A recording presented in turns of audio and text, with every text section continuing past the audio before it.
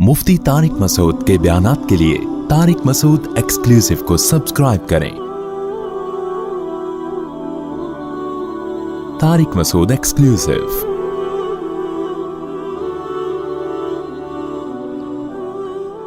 मुफ्ती साहब दूसरी शादी के लिए वजीफा इनायत फरमा दें। अबे कोई वजीफा नहीं, शादी करो, ढेड बनो, अल्लाह से दुआ मांगो, अल्लाह करा दे आफियत के साथ। मिसाल के तौर पर एक मर्द की 4 बीवियां हों और वो ज़्यादा मालदार भी नहीं है, तो इसके लिए अपनी बीवी बच्चों का क्या होगा? तो इसके इंतकाल के बाद इसके बीवी बच्चों का क्या होगा? मुआशरे का सवाल। देखो, एक आदमी गरीब है, 4 बीवियां, तो क्या तो 4 बीवियां भी तो गरीब ही होंगी ना, उसकी गरीब ख़ानदानों की होंगी, तभी तो उन्होंने इसको दे दी, वरना वो देंगे क्यों इसको? वो देना इसकी अलामत है कि उनका ख्याल है कि कम से कम हमसे अच्छा ही खिला देगा। तो इसका जवाब तो ये हो गया कि गरीब आदमी 4 शादियां कैसे करेगा। ये मैं कई बार जवाब दे चुका हूँ। ये एक बड़ा कॉमन सवाल है कि मौत भी तो एक इम्कान होता है ना, हो सकता है मर जाए, कोई हादसाती मौत हो जाए। एक बीवी वाला मरता है, एक बीवी का बेड़ा गर्क होता है। 4 शादियों वाला मरता है, वो तो 4 औरतों का बेड़ा गर्क करके चला गया। तो याद रखो, 4 शादियां वाला जब मरता है ना, तो उसकी मौत की वजह से 4 औरतों का बेड़ा गर्क नहीं हो रहा, बल्कि 4 औरतों का बेड़ा इसलिए गर्क हो रहा है कि सिर्फ यही एक कमबख्त है जो 4 कर रहा था, बाकी सोसाइटी में ज्यादा शादियां नहीं कर रहे। अगर ज्यादा बाकी भी करें तो 4 वाले की बीवियों का भी बेड़ा गर्क नहीं होगा, 3 वालों का भी नहीं, 2 वालों का भी, 1 वालों का भी नहीं होगा। तो उन कमबख्तों को मलामत की जाएगी जो एक एक पे इक्तिफा करके बैठे हुए हैं, क्योंकि अभी भी तो 1 वाले मर रहे हैं, तो बेड़ा गर्क हो रहा है कि नहीं हो रहा? तो उनके बेड़ा गर्क से बचाने का क्या तरीका है? सोसाइटी में 2-3 शादियों को प्रोमोट किया जाए, यही है ना, कि लोग एक से ज्यादा शादियां करें। क्योंकि सहाबा के दौर में भी ऐसा हुआ है। हजरत जाफर तैयार की 4 बीवियां थीं, यंग थे, बिल्कुल जवान शहजादे थे हजरत जाफर तैयार। जंग में शहीद हो गए, 4 जवान औरतें बेवा हुई हैं, कोई मसला खड़ा नहीं हुआ उनके लिए। वजह क्या है कि दूसरे सहाबा ने, हजरत अबू बकर ने तीसरी शादी की है उनकी एक ज़ौजा से, किसी सहाबी ने दूसरी शादी की, किसी ने तीसरी की, किसी ने एक ज़ौजा से चौथी शादी की। उनकी एक ज़ौजा थी, उनसे हजरत अबू बकर और हजरत अली दोनों ने पैगाम निकाह भेजा। उस वक्त हजरत अली की एक निकाह भी नहीं हुआ था, तो उन्होंने कहा अली, हजरत अली की उम्र कम है, उनसे नहीं करूंगी मैं। अबू बकर मिशोर हैं, उनसे करूंगी, हजरत अबू बकर से होगी। हालांकि हजरत अबू बकर पहले से मैरिड थे। तो कोई मसला हुआ 4 बीवियों वाले का? सबकी शादियां एकदम इद्दत के फौरन बाद हो गई। फिर अबू बकर का इंतकाल हुआ, हजरत अबू बकर रजी अल्लाह अन्हु का, वो दोबारा बेवा हो गई, फिर कोई मसला नहीं हुआ। हजरत अली ने दोबारा पैगाम भेज दिया, उन्होंने कहा चलो ठीक है, अब कर लेती हूँ, अब थोड़ा मिचोर हो गए हैं। तो अगर एक 4 शादियों वाला मरता है ना, तो उसकी 4 बीवियों का बेड़ा गर्क इसके मरने से नहीं हो रहा। वो तो कोई भी किसी भी टाइम पे मर सकता है, एक वाला भी तो मर सकता है ना। तो जो एक वाली की बीवी का बेड़ा गर्क होने से बचाने का जो तरीका है, वही 4 वाले के बेड़ा गर्क होने से बचाने का भी वही तरीका है। वो तरीका यही है कि जो नहीं कर रहे उनको आर दिलाओ, कमबख्तो। इस सोसाइटी में इसको तुम प्रोमोट करो, ताकि ना एक वाली की बीवी का बेड़ा गर्क हो, ना 4 वाले का बेड़ा गर्क हो, क्योंकि कोई भी किसी भी टाइम पे दुनिया से शॉर्ट हो सकता है। अब शॉर्ट होने से तो हम बचा नहीं सकते, और शॉर्ट होने के खौफ से हम लोगों को ये कहें 2-3 शादियां ना करो, तो शॉर्ट होने का खतरा कम है। 2-3 शादियां ना करने की वजह से जो बेड़ा गर्क होगा वो खतरा यकीनी है। नहीं आई बात? मैंने कहा था ना, मैं ये वाला मीटर ठीक करने के लिए हूं।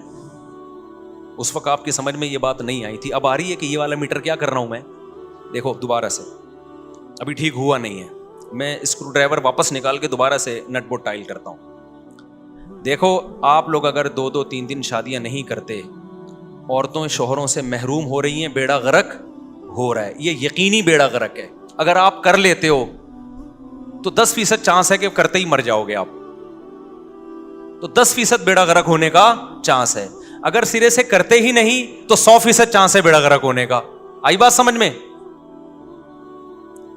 तो ये अजीब बात है कि शादी करके मरने का चांस 10% था, उसमें बेड़ा गर्क होने का चांस भी 10%। उस 10% चांस को वैल्यू दी जा रही है, और अगर आप सिरे से करते ही नहीं हो, उसमें वो जो 3 औरतें जिनसे आप निकाह करते, उनका 100% बेड़ा गर्क होने का चांस है, उस 100% को आप वैल्यू नहीं दे रहे। एक बात तो ये, जबकि वो 100% आपकी अमल की वजह से बेड़ा गर्क हो रहा है, जबकि जो आपके शादी के बाद मरने का चांस 10% ही होगा ना, वरना तो आदमी नॉर्मल उम्र में ही मरता है यार, बुढ़ा होकर ही मरता है आमतौर पे।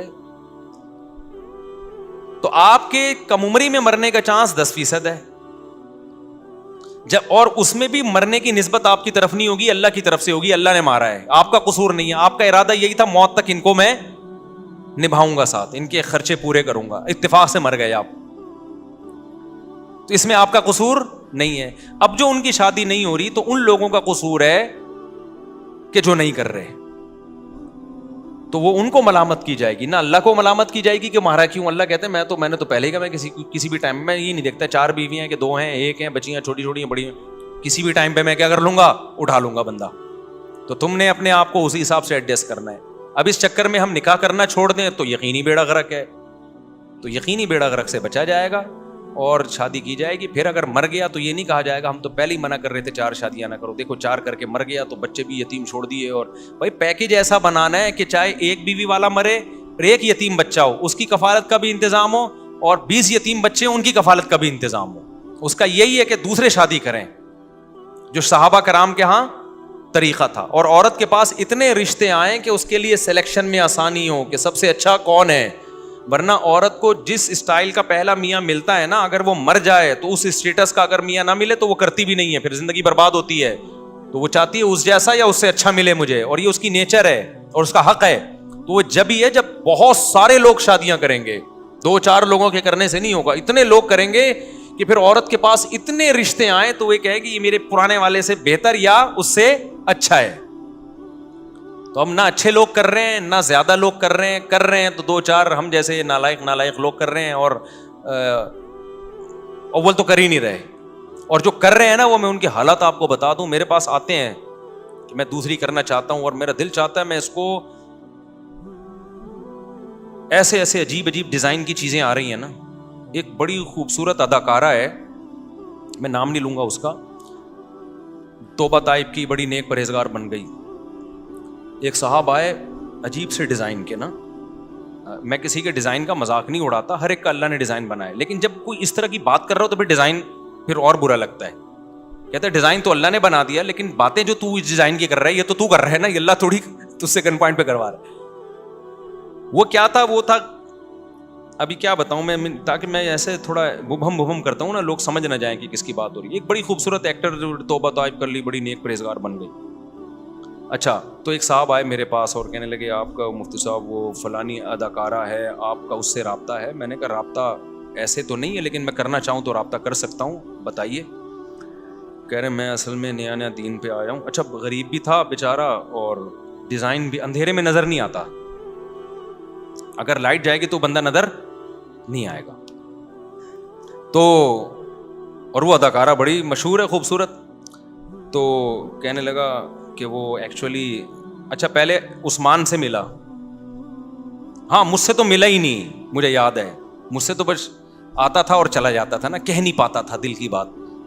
تو عثمان سے پھر میں نے کہا عثمان بھائی یہ کیوں بار بار آ رہا ہے, کیوں ٹائم لینا چاہ رہا ہے؟ کہہ رہا ہے مفتی صاحب سے کہو میں چاہ رہا ہوں کہ میری اس سے شادی کرا دیں, میری اس سے. میں نے کہا یار, کیونکہ میں بھی توبہ طائب کر کے نیک مسلمان بناؤں, تو میں نے کہا توبہ کر کے نیک تو بنائے, ڈیزائن تھوڑی چینج ہوا ہے یار.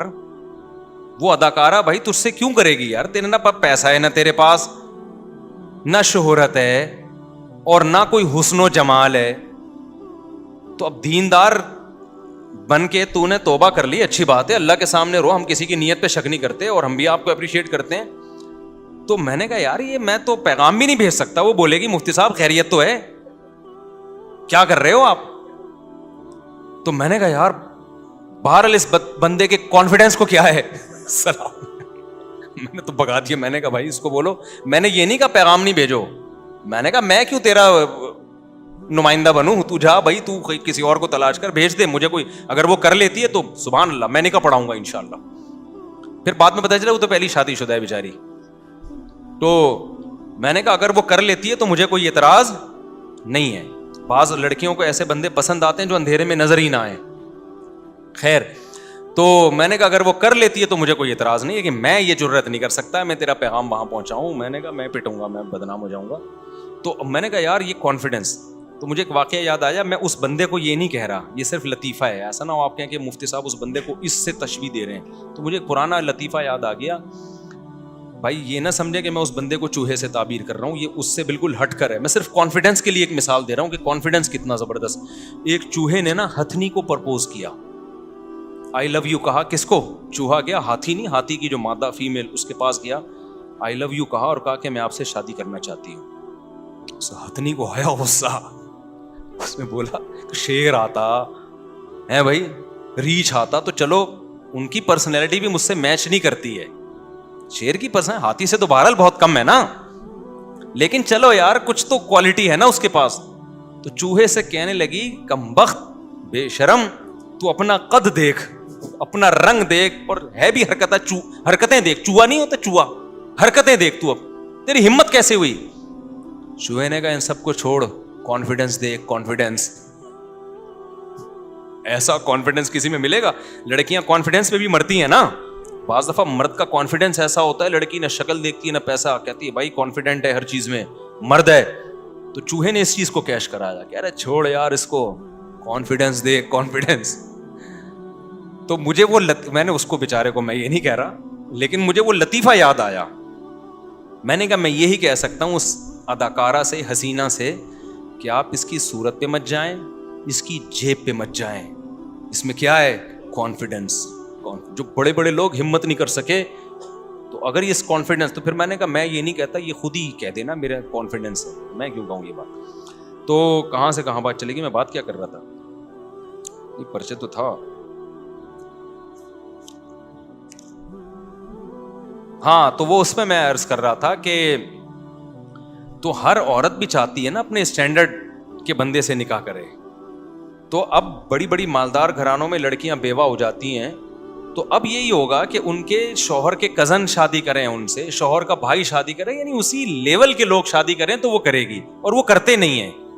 تو پھر رشتے آ رہے ہوتے ہیں ان کی نسبت بہت کم لوگوں کے. تو عورت کہتی ہے تو میں کسی کی دوسری بیوی بنوں, اور ایسے مرد کی بنوں جس کی پہلی بیوی بننا بھی کسی کو قبول, میرے لیے قابل قبول نہیں ہے, تو اس کی دوسری کہاں سے بنے گی؟ وہ نہیں, یہی بات میرا خیال ہے. وہ کہتی ہے بھائی یہ تو ایسا آدمی ہے کہ میں اس کی پہلی نہیں بننا چاہتی, تو دوسری بننا تو اور مشکل ہے نا, دوسری میں تو عورت کا اسٹینڈرڈ کیا ہوگا؟ اور اونچا ہوگا. تو جو ہائی اسٹینڈرڈ کے لوگ ہیں جب وہ اپنے خاندانوں میں کریں گے تو پھر عورت دوسری بھی بنے گی, تیسری بھی بنے گی, چوتھی بھی بنے گی. آج عورت کیوں دوسری بننا نہیں چاہتی؟ جو رشتہ بھیج رہا ہوتا ہے وہ بہت لو لیول کا ہوتا ہے عورت کے, تو لو لیول کو چاہیے اپنے لیول یا اپنے سے کم لیول کی عورتوں کو نکاح کا پیغام بھیجے. کھوپڑی شریف میں آ رہی ہے بات, تو اس سے سوسائٹی کے مسائل حل ہوں گے. پھر اگر کوئی بندہ مر جاتا ہے اور اس کی چاروں بیویاں بیوہ بھی ہو جاتی ہیں بالفرض, تو ان کے شادیاں اس سے اسی لیول کے لوگوں میں ہو جائیں گی. جیسے حضرت طلحہ رضی اللہ عنہ تھے, جب ان کی شہادت ہوئی تو ان کی زوجہ نے کہا کہ مجھے کہاں نکاح ملے کا پیغام, تو آپ نے فرمایا میں تمہیں ان سے اچھا بتاتا ہوں. تو پھر نبی نے خود نکاح کیا. حضرت زینب رضی اللہ تعالی عنہا کو جب طلاق ہوئی ہے نا, نبی کی پھوپھی زاد بہن تھی, ان کا دل بہت غمزدہ تھا, تو پھر آپ نے خود نکاح کا پیغام بھیجا. اس میں ایک بڑی حکمت یہ تھی کہ ان کی تلافی ہو, تو حضرت زینب پھر اس پہ خوش ہوئی ہیں, ان کی تلافی ہوئی ہے اس سے. تو عورت کے لیے طلاق کا دھبا ایک بہت برا ہوتا ہے, یعنی اس کو بڑا غم پہنچتا ہے. تو وہ غم کی تلافی جب ہوگی جب اسی اسٹینڈرڈ کا یا اس سے اچھا اس کو ملے. ہماری سوسائٹی میں کنواریوں کو نہیں مل رہا, تو طلاق یافتہ کو کہاں سے ملے گا؟ تو اس کے لیے 4 شادیوں کو پروموٹ کرنا پڑے گا. خدا کی قسم کسی کے باپ کے پاس بھی اس کے علاوہ مسائل کا حل نہیں ہے. تو پھر مجھے نہیں برا بلا کہا کرو, یا تو کوئی حل لے کر آؤ. اسلام نے جو حل دیا ہے وہی حل ہے میرے بھائی. اور قرآن نے یہ بھی کہا ہے کہ اپنے رشتہ داروں کے یتیم بچوں کو پالا کرو, اور سورہ نساء کے الفاظ ہیں وَلْيَخْشَ الَّذِينَ لَوْ تَرَكُوا مِنْ خَلْفِهِمْ ذُرِّيَّةً ضِعَافًا خَافُوا عَلَيْهِمْ. یہ سوچا کرو میں اگر مر گیا اور میرے رشتہ دار میرے بچوں کو ایسے ہی چھوڑ دیں تو مجھے کتنی تکلیف ہوگی. تو جب ہم یہ چاہتے ہیں کہ ہم مریں تو ہمارے یتیم بچوں کو لوگ پال لیں, باپ والی شفقت دے دیں, تو ہمیں بھی چاہیے کہ خاندان میں کوئی یتیم ہو گیا, بھائی مر گیا, کزن مر گیا, تو ہم اس کی بیوہ سے نکاح کر کے اس کے یتیم بچوں کو باپ کی شفقت دینا شروع کر دیں. کیونکہ جب تک آپ ان کی ماں سے نکاح نہیں کرو گے تو ان کے بچوں میں وہ محبت باپ والی آپ دے نہیں سکتے ان کو. ٹھیک ہے سگے باپ جیسی تو پھر بھی نہیں ہوتی, لیکن کوئی رشتہ تو قائم ہو جائے گا نا, ورنہ اجنبی پالک لے کے پالنے میں کیا ہوگا, وہ تو کچھ بھی نہیں ہوگا.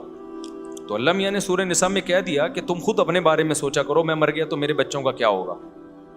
اب یہاں اس کا بھی جواب ہو گیا کہ جب آپ مر گئے تو آپ کی بیوی کا کیا ہوگا, یہ سوچتا ہے نا انسان. تو اس میں یہ سوچا کرو کہ ہم نے خود ابھی زندگی میں خواتین کو نکاح کر کے ٹھکانہ دینا ہے تاکہ یہ سوسائٹی میں رواج پڑے, اور آپ کے مرنے کے بعد آپ کے بچے در در کی ٹھوکریں نہ کھائیں. کوئی ان بچوں کو رکھنے کے لیے تیار ہو جائے, ان سے رشتہ کر کے. سمجھتے ہو کیا ہوگا, 4 بیوی والا مر جائے تو کیا ہوگا, وہ بتا دیا میں نے کیا ہوگا, جو بھی ہوگا تو بیڑا ہی غرق, لیکن وہ اس کی مرنے کی وجہ سے نہیں ہوگا. اس بیچارے نے تو اپنی زندگی میں جتنی عورتوں کو ٹھکانہ دے سکتا تھا اس نے دے دیا, اس نے تو اپنی ذمہ داری پوری کر لی. اب اس کے مرنے کے بعد اگر بیڑا غرق ہو رہا ہے تو اس کا قصور نہیں ہے, اللہ اس کو بری کر دیں گے. بھائی تیرا جو فرض تھا تو نے ادا کر لیا, اور یہ بھی ممکن ہے نہیں بھی مرے, کیوں مار رہے ہو. ہمارے حضرت مفتی رشید احمد صاحب رحمہ اللہ کو ایک مرید نے خط لکھ کے دیا کہ حضرت مجھے آپ سے بہت محبت ہے, مجھے یہ خوف رہتا ہے آپ مر گئے تو میرا کیا بنے گا. تو وہ انہوں نے ایسے ہی خط لکھا, حضرت مجھے خوف ہوتا ہے کہ آپ کا انتقال ہو گیا تو میرا کیا بنے گا, ایسا پیر مجھے کہاں سے ملے گا. حضرت نے فرمایا کہ جس کو جس سے محبت ہوتی ہے نا, اس کے دماغ میں یہ بار بار نہیں آتا کہ یہ مر گیا تو کیا ہو گیا. اپنا سوچا کرو میں مر گیا تو کیا ہو گیا, مجھے کیوں مار رہے ہو. کچھ چیزیں صحیح ہوتی ہیں لیکن وہ بولنے کی نہیں ہوتی. اب آپ بیٹھے ہوئے ہو, آپ کے ابا ٹھیک ٹھاک ہیں, صحت مند ہیں, آپ بار بار کر ابا مجھے آپ سے بہت محبت ہے. میں سوچتا ہوں آپ کی موت کے بعد میرا کیا ہوگا. تو 2-4 دفعہ بولو گے, ابا بولو گے تو کیوں مار رہا ہے مجھے بھائی, تو یہ سوچتا کیوں ہے. تو یہ کہ ابا میں زندہ ابا انشاءاللہ میں پہلے مروں گا, آپ بعد میں. تو محبت کا تقاضا, ادب کا تقاضا یہ ہوتا ہے کہ انسان بولے بھائی انشاءاللہ اللہ سے امید ہے ہم مر جائیں گے, آپ نہیں مرو گے ابا. تو ابا اس سے خوش ہوتا ہے. تو چانس تو یہی ہے کہ ابا پہلے مریں, کیونکہ وہ دنیا میں بھی پہلے آئے ہیں تو جائیں گے بھی پہلے. لیکن ہر بات کہنے کی نہیں ہوتی. کہا یہی جاتا ہے, مریض کے پاس آپ گئے, حدیث میں آتا ہے جب مریض کی عیادت کے لیے جاؤ تو امیدیں دلاؤ اس کو. بعض دفعہ ہم مریض کو دیکھتے ہیں ہمیں لگتا ہے کوئی چانس نہیں ہے, ڈاکٹروں نے بھی, تو آپ جا کے بولو کہ بھائی چانس وانس تو اب کوئی رہا نہیں ہے آپ کا, تو میں تو 2 نمبر آدمی نہیں ہوں, میں تو بات کیا کرتا ہوں, میں تو 1 نمبر آدمی ہوں, میں نے تو کبھی جھوٹ بولا ہی نہیں ہے, 2 نمبر کی عادت نہیں ہے, مرو گے. اب آپ کے بچنے کا کوئی چانس نہیں. تو یہ بات صحیح ہے لیکن اس طرح کہنے کی نہیں ہے. وہاں جا کے آپ کو یہ کہنا چاہیے کہ بھائی ہم نے بہت سے دیکھے ہیں, موت کے منہ میں جا کے بھی نکل آتے ہیں یار. ڈاکٹروں نے تو ٹھیک ہے کہہ دیا کہ آپ کے بچنے کا چانس نہیں ہے, لیکن ایسے کئی واقعات ہیں, ڈاکٹر کا کیا علم ہے. بے شک آپ کو پتا ہے میں جھوٹ بول رہا ہوں, لیکن یہاں یہ جھوٹ بولنا ہی ثواب ہے. ہر دفعہ تھوڑی سچ بولا جاتا ہے. میں نے جب دوسری کی تھی میں نے تھوڑی فوراً بتا دیا تھا کر چکا ہوں, میں پکڑا جاتا. میں بہت لوگوں کا نا سچ کا ہیضہ ہو جاتا ہے. اب آپ کی بیگم آپ سے پوچھ رہی ہے میں کیسی لگتی ہوں, اتفاق سے آپ کو اچھی نہیں لگ رہی, تو یہ تھوڑی سچ بولو گے کہ بالکل بھی اچھی نہیں لگتی آپ مجھے. وہاں جھوٹ بولنا افضل ہے. آپ بولو بھائی آپ سے زیادہ اچھی دنیا میں کوئی ہے ہی نہیں, اور یہ نیت کر لو کہ یار ابھی میرا موڈ خراب ہے تو اچھی نہیں لگ رہی, ورنہ اللہ کے علم میں تو میرے لیے اس سے بہتر کوئی بھی نہیں ہے. ہوتی تو وہ مل جاتی, تو نہیں ملی اس کا مطلب سب سے بہتر یہی ہے. کوئی تعویل کر لو اس کی. تو ابا کے سامنے یہ کہنا آپ مر گئے, اماں کے سامنے یہ کہنا آپ مر گئی تو میرا کیا ہوگا, اور بزرگوں کے سامنے یہ کہنا آپ مر گئے تو کیا ہوگا, فلاں مر گیا, تو آپ بولو بھائی میں مر گیا تو میرا کیا ہوگا. مارنا ہے تو اپنے آپ کو مارو, باقی تو جس نے جو مرنا ہے وہ تو آپ سے پوچھ کے نہیں مرے گا, وہ تو اللہ مار دے گا اس کو. اللہ تعالیٰ بہت ساری باتیں زبان کی ہوتی ہیں جو آج کل ادب تمیز مارکیٹ سے. اچھا ایک لفظ ادب کا یاد آیا, کھانے کو یہ مت بولا کرو کیا بکواس سالن ہے, یہ بہت گندا برا جملہ ہے. آج میں نے بہت سے لوگوں کو دیکھا, ابے کیا بکواس نہاری ہے, ابے کیا بکواس, یار یہ رزق ہے, اس کو بکواس کہنا. آپ یہ بول دو بھائی مزیدار, زیادہ مزیدار نہیں ہے, جیسی ہم سمجھ کے آئے تھے ایسی نہیں ہے.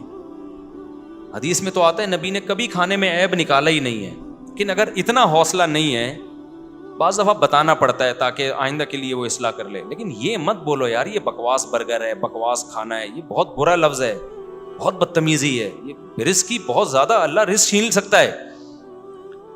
یہ بول دیا کرو ماشاء اللہ اچھا ہے, لیکن یار میں سمجھ رہا تھا اس سے بھی اچھا ہوگا.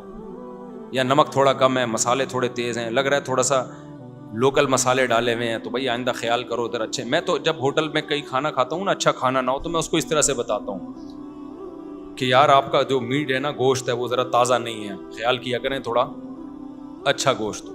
ابھی میں جب لانگ روٹ پہ جاتا ہوں نا, تو ہماری عادت ہے ایک ہوٹل میں کھانا کھانے کی. جب ہم کراچی سے پشاور یا اسلام آباد جا رہے ہوتے ہیں, 3-4 تجربے ہوئے اس ہوٹل کے, جب بھی دال منگوا کے کھائی ہے پتھر نکلے ہیں اس میں سے. بڑا ہوٹل ہے. تو میں نے پھر ہوٹل والے کو بلایا, میں نے کہا یار آپ کا بزنس خراب ہو رہا ہے اس سے. میں نے کہا میں جب بھی یہاں آیا ہوں 3را تجربہ ہو رہا ہے کہ اس میں سے چٹانیں نکل رہی ہیں, K2 اور ماؤنٹ ایوریسٹ کے پہاڑ نکل رہے ہیں اس میں سے. ایک آدھ کبھی کبھار ہو جاتا ہے. تو میں نے کہا میرا مقصد آپ کا مزہ, اس طرح سے تمیز سے سمجھایا. میں نے کہا آپ ہی کا بزنس اس سے خراب ہو رہا ہے. دوبارہ بھی ہوا تو میں نے کہا ہم کھانا چھوڑ دیں گے, اور میں اکیلا تھوڑی, بہت سے لوگ چھوڑ دیں گے. اچھا ڈائریکٹ میں نے مینجمنٹ کو بھی نہیں بتایا, پہلے ان لوگوں کو بتایا جو ماتحت ہوتے ہیں, تاکہ مینیجر تک بات پہنچنے سے پہلے انسان کے بچے بن جائیں. کیونکہ ہمارا مقصد ملازمین کو نقصان پہنچانا. تو مینیجر تو ایک دم کھوپڑی گھومتی ہے اس کی, وہ مہلت تھوڑی دیتا ہے آج کل, فوراً جاب سے نکالتے ہیں یہ لوگ. کوئی نہیں غریب کے آنسو. اور ویسے مہنگائی کرتے رہیں گے, حکومت کھا رہی ہے, تو آپ بھی تو کون سا اپنے ماتحتوں پہ اس غربت میں احسان کر رہے ہو. ایسے لوگ. ابھی میں لاہور گیا تھا, ایئرپورٹ پہ ایک بندہ ملا مجھے, اس نے اپنے حالات بتائے. کہا میں ایئرپورٹ پہ جاب کرتا ہوں مفتی صاحب, گیس بجلی کے بل ادا کرنا ناممکن ہو گیا ہے, بچوں کو اسکولوں سے نکال لیا, کھانے کو ترس کے, اس تنخواہ میں گزارا نہیں ہوتا. ہم جب ایڈمن سے کہتے ہیں تنخواہ بڑھاؤ, وہ بڑھا سکتا ہے, اس کی اچھی خاصی ارننگ ہے, 1 روپیہ میں اضافہ نہیں کرتا وہ. یہ پرسوں کی بات ہے. میں نے کہا آپ کی تنخواہ میں اضافہ نہیں کرے گا, لیکن ویسے تقریریں دبا کے کر رہا ہوگا. مہنگائی نے کمر توڑ دی ہے, گورنمنٹ ہمیں خیال نہیں کر رہی. تو گورنمنٹ, اللہ ایسی گورنمنٹ ایسے لوگوں پہ مسلط کرتے ہیں. تم اپنے ماتحتوں کا خیال نہیں کرتے, تو حکومت اپنے ماتحتوں کا خیال. حکومت کے پاس کھانے کے بڑے ذرائع ہیں, وہ زیادہ کھاتے ہیں. تمہارے یار اس کی بڑھا دو 4-5 ہزار, دیکھو کیا حالت ہوگی, تمہارا کیا جائے گا اس سے. نہیں کہتے ہیں, صاف کہہ دیتے ہیں کہ بھائی جانا ہے چھوڑ کے چلے جاؤ. کہہ رہے ہیں مجبور ہیں, ہم کہاں جائیں گے چھوڑ کے. تو مجبوری سے ناجائز فائدہ اٹھاتے ہیں آج بھی لوگ. تو جس کا نا میرے بھائی ہمارے ملک میں جو بس چل رہا ہے نا, ہمارے حضرت فرمایا کرتے تھے فرعون تو بدنام ہو گیا.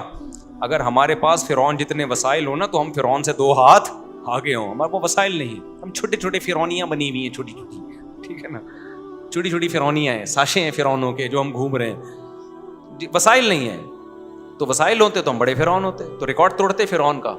تو اس لیے آپ اپنے ماتحتوں کا خیال کرو, پھر حکومت کو برا کہو, پھر آپ اچھے لگو گے. آپ نے اپنے ملازموں کو, مزدور, ایسے خاندانی, جہاں مجھے ایسے بغیرت لوگ ملتے ہیں نا, خاندانی مل جاتے ہیں, پلس مائنس ہو جاتا ہے. تو پنجاب میں ایک تاجر ملے, کہتے ہیں یار مفتی صاحب کاروبار تباہ ہو گیا, بیڑا غرق ہوا ہے نا ہمارے کنٹری کا. اب کہتے ہیں میں جب کسی ملازم کو فیکٹری سے نکالتا ہوں, وہ مجھے پہلے انہوں نے بتایا میں ڈپریشن میں ہوں, میں بہت اسٹریس میں ہوں, میری راتوں کی نیندیں اڑ گئی ہیں. میں نے کہا شاید کوئی جیسے لوگوں کا حب دنیا ہوتی ہے نا لوگوں میں, پیسہ نہیں ہے اس کی ڈپریشن ہوتی ہے, اور فلانی ملی نہیں اس کی, ان کو ڈپریشن کیا تھی. کہتے ہیں مفتی صاحب جب میں کسی مزدور کو فیکٹری سے جاب لیس کرتا ہوں نا, میرے دل پہ آرے چلتے ہیں, کیونکہ میں نے اپنی غربت کا زمانہ دیکھا ہے. دہاڑی پر جب میں تھا, روزانہ دہاڑی پہ پیسہ کماتا تھا, اور میرے گھر میں روٹی کے پیسے نہیں ہوتے تھے, تو وہ غربت میں نے دیکھی ہے. اب اللہ نے پیسہ دیا, تو اب میرے پاس میں کس کس کو دوں تنخواہ, یعنی تو سارا ہی لاس میں جا رہا ہے نا. اب مجبوراً مجھے مزدور نکالنا پڑتا ہے, اس کو کہنا پڑتا ہے بھائی کام نہیں ہے, میں کہاں سے تنخواہ دوں. کہہ رہے میرے دل پہ آرے چلتے ہیں, میری راتوں کی نیندیں اڑتی ہیں. میں نے کہا یار ایسی ڈپریشن, یہ تو گناہوں کی معافی کا ذریعہ ہے یہ. تو جہاں ہمیں بڑے بڑے بے غیرت قسم کے لوگ ملتے ہیں نا, تو 2-4 ایسے خاندانی ملتے ہیں, تو تھوڑی سی ہماری ڈپریشن ختم ہوتی ہے. تو یار اللہ کا شکر ہے, ایسے اس کو کہہ رہے میرے لیے سب سے مشکل کام یہ ہے کہ میں اس مزدور کو نکالوں کیسے. میں سوچتا ہوں یار جب میں مزدور تھا تو میری کیا حالت ہوتی تھی, کہہ رہے لیکن ہے نہیں میرے پاس. تو کیا حالات ہو گئے یار, جن لوگوں نے یہ حالات کیے ہیں ان کے لیے کیا آدمی, ان کو کیا بد دعائیں دے, کیا ان کی ہدایت کی دعا کرے, کیا کرے. اور بعض دفعہ جو ان حالات کا ذریعہ بنا ہوتا ہے نا, ہمیں پتہ نہیں ہوتا, ہم اس کو ہٹا, ہمارے پاس سورس آف نالج جو ہے نا بہت محدود ہے. بعض دفعہ جو حالات کا ذمہ دار ہوتا ہے اس کو برا نہیں کہہ رہے ہوتے, بلکہ جو حالات کو ٹھیک کرنے کا میں لگا ہوتا ہے اس کو برا کہہ رہے ہوتے ہیں. اس لیے جب کسی کو برا کہو نا تو جب تک پوری مکمل 2 اور 2 4 کی طرح نالج نہ ہو آپ کے پاس، نہ کسی کے خلاف بد دعا کرو نہ کسی کو برا کہو. بعض دفعہ ہوتا ذمہ دار کوئی اور ہے، ڈالتے ہم بلی کسی اور پہ ہیں، تو یہ بہت ہوتا ہے، نالج نہیں ہوتی ہمارے پاس. بہرحال جو بھی ہے تو اللہ اس کو توبہ کی توفیق دے، ہم تو یہی کہہ سکتے ہیں. تو جن غریبوں کے حالات برے چل رہے ہیں نا، جو دہاڑی پر ہیں، وہ بہت ہی قسم پرسی کی حالت میں، تو لیکن ایسے خاندانی لوگ ملتے ہیں ہمیں جو پھر خوشی ہوتی ہے، پھر وہ کہتے ہیں ہم تو تعاون جتنا ہو سکتا ہے کرتے ہیں، لیکن ایک حد ہوتی ہے نا انسان کے تعاون کی. تو ایسے خاندانی لوگ بھی ملتے ہیں ہمیں. زیادہ تر کی حالت ذرا خراب ہی چل رہی ہے. وہ حکومت کو تو برا بلا کہتے ہیں، لیکن اپنے ماتحتوں کے لیے بھی تو بہت کچھ کر سکتے ہیں، وہ نہیں کر رہے ہوتے. تو اللہ کہتا ہے ٹھیک ہے، تم جب ان کے لیے نہیں کرتے تو ہم تم پر بھی ایسے. اعمالکم عمالکم، یہ حدیث نہیں ہے، کسی بزرگ کا قول ہے، لیکن ہے بالکل ٹھیک. جیسے اعمال ہوں گے نا ویسے ہی تمہارے حکمران ہوں گے. تو ایسا ہی چل رہا ہے. ہم لوگ بھی ٹھیک نہیں ہیں تو ہمارے اوپر جو مسلط ہوئے ہیں وہ بھی ٹھیک نہیں ہے. ہم انسان کا بچہ بننے کے لیے تیار نہیں. اللہ تعالیٰ سمجھنے کی عمل کی توفیق عطا فرمائے.